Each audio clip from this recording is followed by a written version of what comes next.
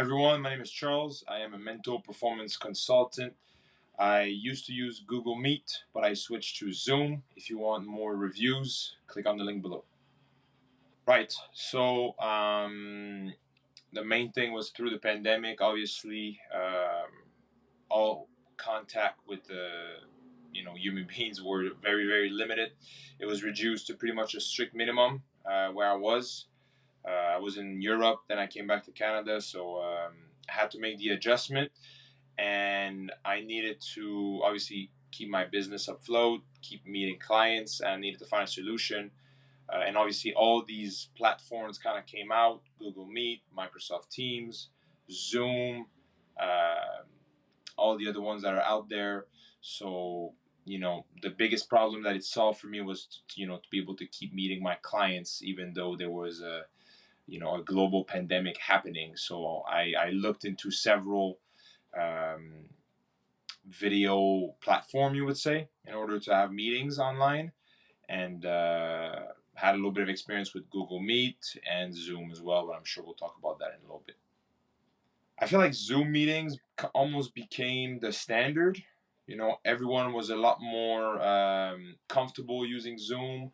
I feel like the settings and the way to share your screen, to discuss, to add participant, all the interaction, to add some notes on the screen. I feel like it was just a lot more easier than any other platform out there. It became really user friendly, and Zoom kind of became an expression, right? Let's Zoom. It wasn't even let's meet anymore. It was just let's Zoom. So I felt like Zoom had that upper edge with all the other platform, and it allowed one-on-one meetings to be pretty much unlimited in terms of time, and then with a small license, you could do pretty much anything on Zoom, which I felt was extremely beneficial for my case. Google Meet was good because it was integrated into Google. So people that had a Gmail account, it might have been easier for them. It was still a good platform, not as user friendly as Zoom, but I feel like the image was a bit more clearer on Google Meet. And I feel like Google Meet was linked with Google Calendar, Gmail account, emails, Google Chat. So um, it wasn't like another entity. You know how Zoom is separated through everything else that you might have. The benefit of Google was that it was within a whole organization. So for um, for people that had a Gmail account, it was extremely easy to set it up. But for other people that did not have a Gmail account, which was most of my clients were still on, Hotmail, Outlook, their university email account.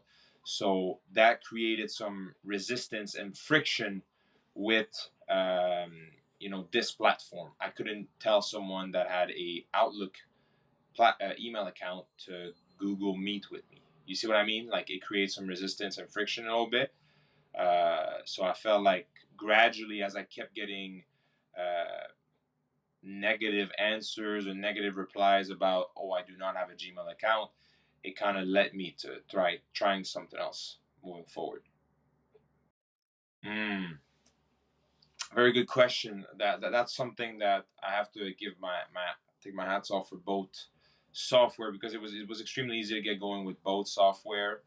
Uh, Both of them displayed several tutorial, checking in on you, making sure that you got everything right, and pretty much every week I would get like especially for Zoom, I would get like a newsletter about things they would add, especially at the beginning of the pandemic. They kept doing updates, so I felt like I was with both platform, a bit more on Zoom though. I felt like I was, learning every week, and I feel like they were very they cared a lot about customer services, making sure that I was using all functionality of the platform. So it was easy to get started. Obviously, on Zoom, you create your account, they show you how to do it, and then there's additional link resources out there that you can use if you have to. And with Google Meet, everything is on the Gmail kind of account.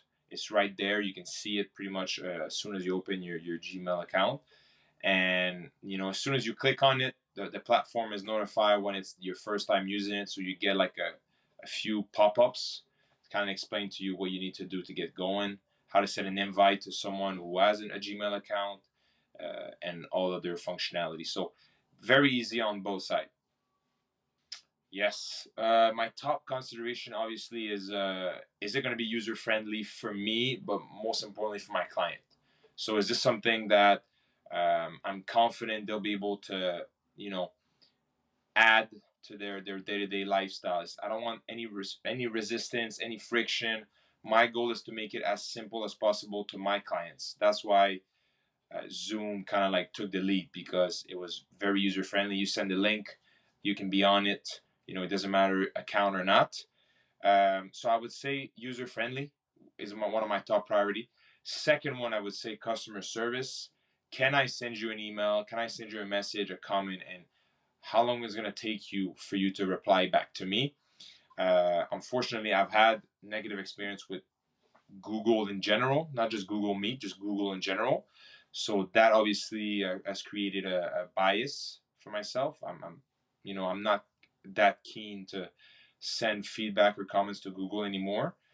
So user friendly, customer service, and I'm gonna say quality of the platform. I've had very little, close to no issues with Zoom. I've had a bit more with Google Meet. So that's another one. And let's say I'll give you one more just for the sake of it. I'm gonna say. So we said user friendly, customer service, the quality, meaning no issues, and the last one I'm just gonna say accessibility. How easily accessible it is for you. I know Zoom. I have the app on my phone. I don't even know if I can have a Google Meet app. I even looked at it, but that's kind of showing you how unopen I am anymore to use this platform. So it's kind of similar to user friendly, but at the end of the day, is how easily accessible it is for you. Um, and with the concept of accessibility, I'll add the fact that how many people can be part of a meeting as well. I think Zoom has the upper hand on that. So I'd say um, user friendly, quality, customer service, and accessibility as my top four non-negotiable topics whenever I use one of those platforms.